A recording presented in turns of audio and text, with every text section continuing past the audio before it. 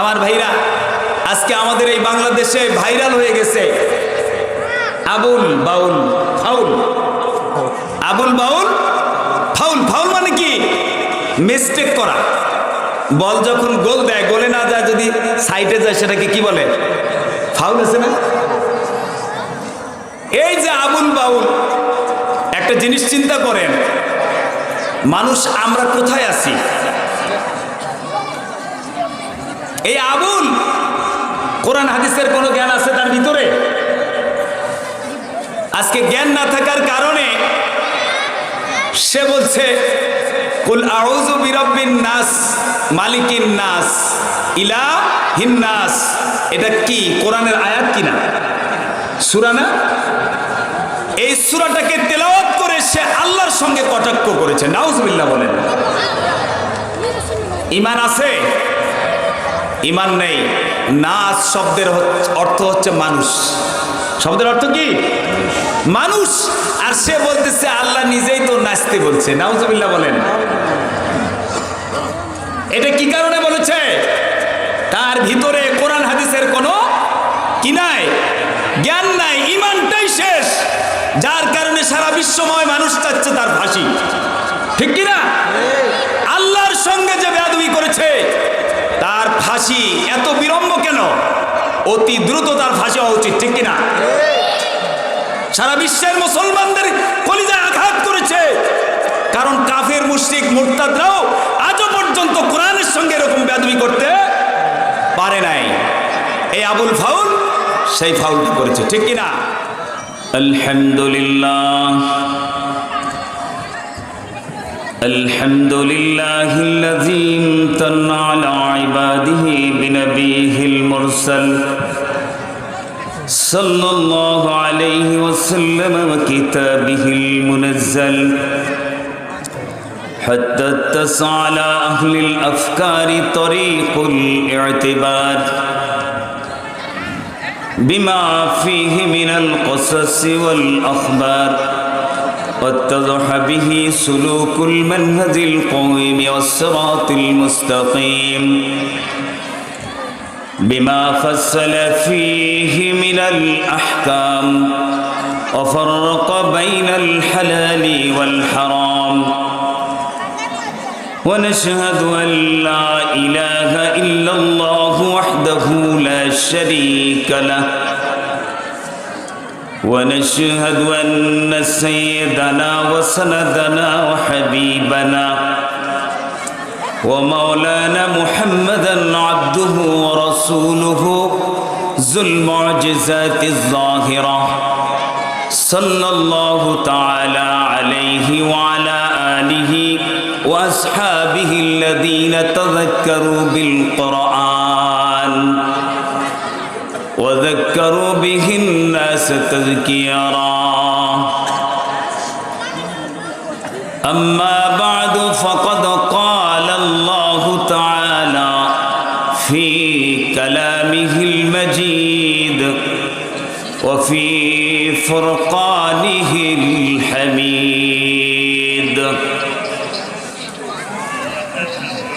أعوذ بالله من الشيطان الرجيم بسم الله الرحمن الرحيم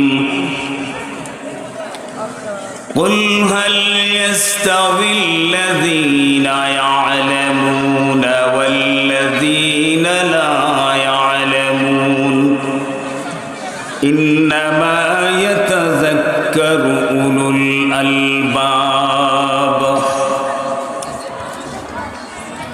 قال الله تعالى في شان حبيبه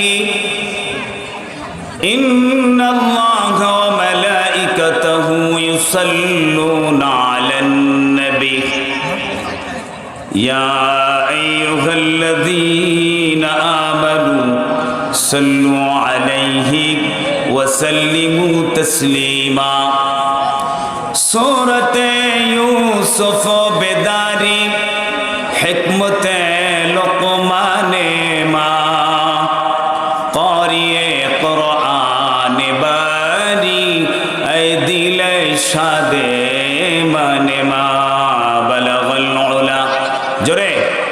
বিকামালিহি কাশাফাদ দুজা বিজামালিহি হাসনাত জামিউ খিসালিহি সাল্লু আলাইহি ওয়া আলিহি होना ये फूल तो बुलबुल का तरन्नुम भी न हो चमने दहर में कलियों का तबस्सुम भी न हो बलगल उला बिकमालिही कशफत दुजा बिजमालिही हसनत जमीउ खिसालिही सल्लु अलैहि व आलिहि।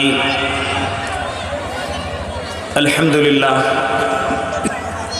महान अल्लाह रब्बुल आलमीনের দরবারে শুকর গুজার হচ্ছি। সর্বপ্রথম তেনার দরবারে শুকরিয়া আদায় করি, যিনি আমাদেরকে এই মুহূর্তে অসংখ্য মানুষ থেকে এলাকার অনেকে ল্যাপের নিচে শুয়ে আছে, ঠিক কিনা?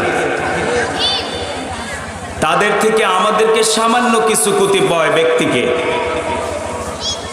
এই জান্নাতের বাগিচায় আসার তৌফিক দান করেছেন, এজন্য শুকরিয়া আদায় করে সকলে বলে আলহামদুলিল্লাহ। অধ্যকার মহতি জলসা পরিচালনাকারী শ্রদ্ধাভাজন জনাব সম্মানিত সভাপতি সাহেব, এ জলসার আমন্ত্রিত অনামন্ত্রিত আগত অনাগত কর্তৃপক্ষদের মনোভূত বিভিন্ন ওলামা ইকরাম অতিথিগণ, এ মঞ্চের সম্মুখে উপবিষ্ট দিনদার ইমানদার কোরআন পাগল ভাইরা, সন্তান সমতুল্য স্নেহের কচি কচি মাসুম বাচ্চারা, আলো আধার থেকে মাইকের কণ্ঠের আওয়াজ শুনছেন, এলাকার স্নেহময়ী পর্দানাসীনা ধার্মিকা, গৃহে কর্মে ব্যস্ত থাকা আমার মা এবং বোনেরা, আমরা সন্ধ্যার প্রাক্কাল থেকে শুরু করে সময় পর্যন্ত দ্বীন ও শরীয়তের মাধ্যম দিয়ে কোরআন ও হাদিসের তথ্যমূলক আলোচনা, বিভিন্ন ওলামা ইকরামদের সুমধুর কণ্ঠ থেকে আমরা সকলে সকর্ণে শ্রবণ করেছি। আল্লাহ চাহে তো একটি আয়াতে কারিমা আমি তেলাওয়াত করেছি। আল্লাহ যদি এই নগণ্য গোলামকে এর রেফারেন্সে কথা বলার তৌফিক দান করেন, দয়া করেন, মায়া করেন, তাহলে বলার চেষ্টা করবেন ইনশাআল্লাহ। সকলে আমিন বলেন। অত্যন্ত দুঃখ আর পরিতাপের বিষয় হচ্ছে আল্লাহ তাআলা কোরআনুল কারীমের এক আয়াতে সময়ের কসম খেয়েছেন। কিসের কসম? ওয়াক্ত, সময়ের কসম খেয়ে বলেছেন মানুষ ক্ষতিগ্রস্তর মধ্যে আছে। কিসের মধ্যে? ক্ষতিগ্রস্তর মধ্যে আছে। তাফসীরবিদগণ বলেছেন এই সময়টা হচ্ছে আমাদের হায়াতে জীবন। সুবহানাল্লাহ বলেন। কি জীবন? হায়াতে জীবন। আর এই জীবনটা সবচাইতে পৃথিবীর জমিনের দাম বেশি, সময়ের দাম বেশি, আর সবচাইতে অপচয়ও আমরা এই সময়টা কি করি, ঠিক কিনা? অনেক আঘাত লেগে গেল এই জায়গায় বসে, কারণ এটা একটা মাহফিলের প্যান্ডেল, শ্রোতা নেই। কি নাই? শ্রোতা নেই। যদি কোনো গান মজমা হইতো, যাত্রার প্যান্ডেল হইতো, কানায় কানায় পরিপূর্ণ শুধু নয়, আশেপাশের জায়গাগুলোতেও জায়গার সংকুলন হতো না, ঠিক কিনা? সামনে শুধু মাসুম বাচ্চা কিছু বসা, আর আমরা কিছু ব্যক্তি বসা, ঠিক কিনা? আমার ভাইরা, মানুষ জান্নাতে যাওয়ার পরেও আফসোস করবে। কি করবে? আফসোস করবে। হায় আফসোস, দুনিয়ার জীবনটা কেন হেলায় দুলায় কাটাই দিলাম, কেন খেলা করে কাটাই দিলাম। মানুষ আফসোস করবে। কারণ হচ্ছে দুনিয়ার জীবনটা আল্লাহ রাসূল সাল্লাল্লাহু আলাইহি ওয়াসাল্লাম হাদিসে পাকের মধ্যে বলেছেন, আদ-দুনিয়া মাজরাআতুল লিল আখিরাহ, দুনিয়া দুনিয়া হচ্ছে আখিরাতের শস্য ক্ষেত্র। আখিরাতের শস্য ক্ষেত্র মানে কি? জমিন। ফসল করি কোথায়? জমিনে না? এই ফসলটা ফলাইতে হয় মাঠে। কোথায়? হাতিয়ার পাতার আমাদের এটা, তাই না? হ্যাঁ, এই হাতিয়ার পাতারে ফসল ফলায়া আমরা এটাকে সংরক্ষণ করে ঘরে রাখি।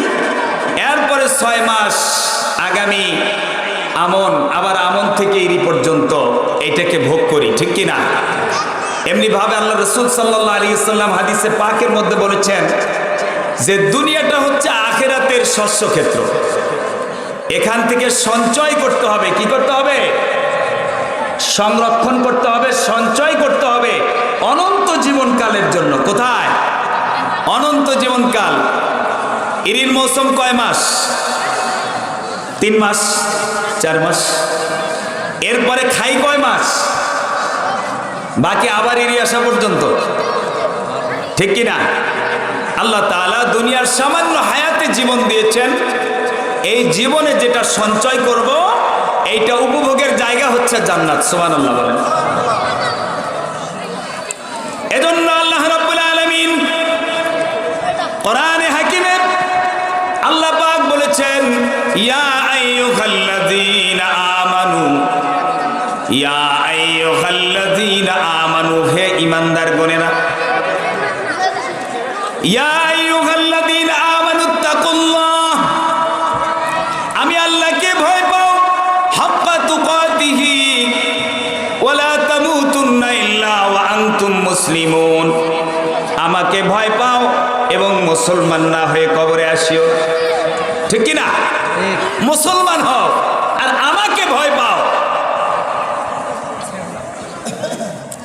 অন্য এক আয়াতে কারিমার মধ্যে আল্লাহ রাব্বুল আলামিন বলেন, যারা নাকি ঈমান আনবে এবং সৎ আমল করবে, আল্লাহ পাক কোরআনুল কারিমে ঘোষণা করেছেন, কানাত লাহুম জান্নাতুল ফিরদাউসি নুজুলা, তারা জান্নাতুল ফিরদাউসে দাখিল হয়ে যাবে, প্রবিষ্ট হয়ে যাবে। সুবহানাল্লাহ। আমলে সালেহ যারা করবে, সহিহ আমল যারা করবে। সম্মানিত ভাইরা, আজকে যে জায়গাতে বসেছি এটা একটা দ্বীনি প্রতিষ্ঠান, ঠিক কি না? এই দ্বীনি প্রতিষ্ঠান এটা সাধারণ কোনো জায়গা নয়। আমি সর্বপ্রথম একটি আয়াতে কারিমা খুতবার সঙ্গে তেলাওয়াত করেছি। আল্লাহ পাক বলেছেন, কুল হাল ইয়াস্তাউইল্লাযীনা ইয়ালামুনা ওয়াল্লাযীনা লা ইয়ালামুন। আল্লাহ বলতেছেন, নবী হে আপনি বলেন, যারা জানে আর যারা জানে না তারা কি সমান হতে পারে? কখনো নয়, ঠিক কি না? নাউযুবিল্লাহি মিন যালিক। এজন্য সম্মানিত উপস্থিতি, আমাদের সন্তানদেরকে কোরআন হাদিসের জ্ঞান শিখাইতে হবে। কি শিখাইতে হবে? কোরআন হাদিসের জ্ঞান তাদেরকে অর্জন করাইতে হবে। এজন্য আল্লাহর রাসূল বিশ্ব নবী বলেছেন, তাআল্লামুল ফারাইজ ওয়াল কুরআন ওয়া আল্লিমুন নাস ফাইন্নী মাকবুল। রাসূল বলেছেন, ধর্মীয় বিধানগুলো এবং কোরআনুল কারীম তোমরা শিক্ষা করবে এবং অপরকে শিক্ষা দেবে, কারণ আমি নবী চিরকাল থাকবো না, আমাকে মরে যেতে হবে। আল্লাহু আকবার। কে বলেছেন এই কথা? আমাদের নেতা, সরদার, সরকারে দো আলম বিশ্বনবী জনাবে মুহাম্মদুর রাসূলুল্লাহ। জোরে সোরে বলি সাল্লাল্লাহু আলাইহি ওয়াসাল্লাম। শুধু কি তাই? রাসূল সাল্লাল্লাহু আলাইহি ওয়াসাল্লাম বলেন, তালাবুল ইলমি ফরিদাতুন আলা কুল্লি মুসলিমিন ওয়া মুসলিমা, প্রত্যেকটি মুসলমান নর এবং নারীর জন্য ইলমে দ্বীন শিক্ষা করা ফরজ। মাইক তো খুব টানতেছে, প্রচুর পরিমাণে টানতেছে, কথাই বলা যাচ্ছে না। প্রত্যেকটি নর এবং নারী, পুরুষ এবং মহিলার জন্য ইলমে দ্বীন শিক্ষা করা। ইলম, নলেজ ইজ পাওয়ার। আপনি যদি শিক্ষা থাকে, এটা আপনাকে সঠিক রাস্তা দেখাবে, ঠিক কি না? আল ইলমু নূরুন, ইলম হচ্ছে নূর। নূর মানে কি? চক্ষু আছে, এই চোখ দিয়ে দেখতেছি, কিন্তু রাতের আধারে যখন রাস্তা চলবো, এই রাস্তায় গেলে আর একটি আলোর প্রয়োজন আছে, সেটা হচ্ছে ইলেকট্রিক লাইন। ঠিক কিনা? ঠিক না বেটি? একটু হানা বলেন। আমি একটু আওয়াজ দিই, অস্ত না, একটু আওয়াজ দিয়ে যাই। হযরত ইব্রাহিম আলাইহিস সালামের বয়স হলো 80 বছর বয়স। কত বয়স? 80 বছর বয়সে হযরত ইব্রাহিম আলাইহিস সালাম আল্লাহ পাকের কাছে দরখাস্ত করলেন। কোরআনুল কারীমের সে আয়াতে কারিমার মধ্যে আল্লাহ পাক ব্যক্ত করেছেন, হযরত ইব্রাহিম আলাইহিস সালাম বলেন, রব্বি হাবলি মিনাস সালিহিন। আল্লাহ পাকের কাছে ইব্রাহিম আলাইহিস সালাম এই বৃদ্ধ বয়সে, কত বয়স? 80 বছর বয়সে বলতেছেন, রব্বি হাবলি মিনাস সালিহিন, আল্লাহ আমাকে একটা সৎ পুত্র দাও। কি দাও? সৎ পুত্র। কি কারণে সৎ পুত্রর প্রয়োজন? এটা আপনি আমি অনেক জানি, অনেক বুঝি। যদি সৎ সন্তান না হয়, চরিত্রবান সন্তান না হয়, তাহলে বাবা মার সমাজে কষ্টের কি নাই, কোনো সীমারেখা নাই। আজকে দেখবেন এখানে গন্ডগোল, কালকে দেখবেন ওখানে গন্ডগোল, অমুক জায়গায় সমস্যা, আছে না নাই? এজন্য ইব্রাহিম আলাইহিস সালাম আল্লাহ পাকের কাছে চাইলেন। কার কাছে চাইলেন? সন্তান নাই 80 বছর বয়সে, চাইবে কার কাছে? আল্লাহর কাছে। আমরা হলে চাই কার কাছে? বাবার কাছে। কই খাজারে তোর দরবারে কেউ ফেরে না খালি হাতে। নাউজুবিল্লাহ বলেন। এই মিয়া, আল্লাহর দরবারে খালি হাত হয়ে তুমি খাজার দরবারে গেছো। এই মিয়া, খাজাই তো খালি আছে, সে কই থেকে দেবে তোমাকে? ঠিক কি না? আমার ভাইরা, সব চাইতে বিপদ ও মুসিবতের মধ্যে যখন আপনি পড়ে যাবেন, সেটা একটি জায়গা আছে যেখানে ডাকবেন, আপনার ডাকে সাড়া দিবে। তিনি কে? তিনি হচ্ছেন আল্লাহ রাব্বুল আলামিন। হাদিসের মধ্যে এসেছে, قال الله تعالى ادعوني استجب لكم। হাদিসে কুদসি, হাদিসে কুদসি আল্লাহ তাআলা বলতেছেন, উদউনি আস্তাজিব লাকুম, তোমরা আমাকে ডাকো, আমি তোমাদের ডাকে সাড়া দেব। সুবহানাল্লাহ বলবেন না? তাহলে আল্লাহ বলতেছেন, আমাকে তোমরা ডাকো, আমি তোমাদের ডাকে সাড়া দেব। আর তা থুয়ে খাজা বাবার দরবারে, ঠিক কি না? আটরশি, ল্যাংটা বাবা, জটা বাবা, আছে না নাই? আর এই ছেলেটা, আমি একটা প্রোগ্রামে গেছিলাম, সেখানে যায় দেখছি গাছের সঙ্গে, মাজারে গাছের সঙ্গে লাল সুতা বাঁধতে রাখছে। কি সুতা? লাল সুতা। বলে এটাকে কয়, এখানে মানুষ মান্নত করে বাবার দরবারে, মান্নত করে চায়, আল্লাহ আমার ব্যবসাটা ভালো, বাবা আমার ব্যবসাটার জন্য ভালো হয়। নাউজুবিল্লাহ বলেন। আরে শুধু এইটা নয়, অনেক ফ্যামিলি, অনেক জায়গায় এত মূর্খতা, বাবার ছবি হোটেলে, ব্যবসা প্রতিষ্ঠানে লটকায় রাখছে। জিজ্ঞাসা তো, বাবা এখানে কি, এটা কি ছবি কেন? কয় বরকত। কি বরকত? নাউজুবিল্লাহ বলবেন না? আরে মিয়া, লা ইয়াদখুলুল মালাইকাতু বাইতান ফি কালবুন আও তাসাবির। যেই ঘরের মধ্যে, যেই ঘরের ভিতরে জীবজন্তুর ছবি থাকে, ওই ঘরের ভিতরে আল্লাহ তাআলার রহমতের ফেরেশতা প্রবেশ করে না। আর আপনি বাবার ছবি লাগায় রাখছেন বরকত। আরে মিয়া, রহমতের ফেরেশতাই তো এখানে আসবে না, ঠিক কি না? যার দরবারে চাওয়ার দরকার, সেখানে না চায়া শিরকিতের মধ্যে ব্যস্ত, ঠিক কি না? এমনি ভাবে হযরত ইউনূস আলাইহিস সালাম সবচেয়ে বিপদগ্রস্ত হলেন। মাছের পেটে চলে গেছেন। কোথায়? খারাপ লাগতেছে আপনাদের? মাছের পেটে চলে গেছেন, সাগরের অতল গভীরে, সাগরে পানির নিচে। কি বিপদ মুসিবত! এর চাইতে মুসিবত আর কিছু হয়? হযরত ইউনূস আলাইহিস সালাম মাছের পেটের ভিতরে গিয়ে, ওই সময় আল্লাহ পাকের উপর আস্থা রেখে ইউনূস আলাইহিস সালাম আল্লাহর কাছে আশ্রয় নিলেন। তিনি বলতে থাকলেন, লা ইলাহা ইল্লা আনতা সুবহানাকা ইন্নী কুনতু মিনাজ জালিমিন। আল্লাহু আকবার। ইউনূস আলাইহিস সালাম মাছের পেটের ভিতরে কত গভীর সাগরের নিচে আস্থা ছাড়েন নাই, ধৈর্য ছাড়েন নাই। আল্লাহ পাকের প্রতি আস্থা নিয়ে তিনি আল্লাহর কাছে পানা চাইতে থাকলেন। একদিন, 2 দিন, 5 দিন, 10 দিন নয়, একাগ্র চিত্তে একাধারে কতদিন? 40 দিন পর্যন্ত আল্লাহকে ডাকলেন। আমার ভাইয়েরা, আল্লাহ রাব্বুল আলামিনের রহমতের দরিজায় জোশ মেরে গেছে। ইউনূস আলাইহিস সালাম মাছের পেট থেকে বলে, আল্লাহকে ডাকতে থাকে, আল্লাহ আমি তো তোমার কাছে আশ্রয় চাই, আর কারো কাছে না। আমাকে তুমি এই বিপদ থেকে উদ্ধার করো, মুক্তি দান করো। 40 দিন যখন অতিবাহিত হয়ে গেল, আল্লাহ রাব্বুল আলামিন জিবরিল আমিন আলাইহিস সালামকে ইউনূস আলাইহিস সালামের কাছে পাঠিয়ে দিলেন। আল্লাহু আকবার বলেন। আল্লাহু আকবার। ইউনূস আলাইহিস সালামের কাছে এসে জিবরিল আমিন আলাইহিস সালাম আসলেন। আল্লাহ পাক বললেন, ফাস্তাজাবনা লাহু ওয়া নাজ্জাইনাহু মিনাল গাম্মি ওয়া কাযালিকা নুনজিল মুমিনিন।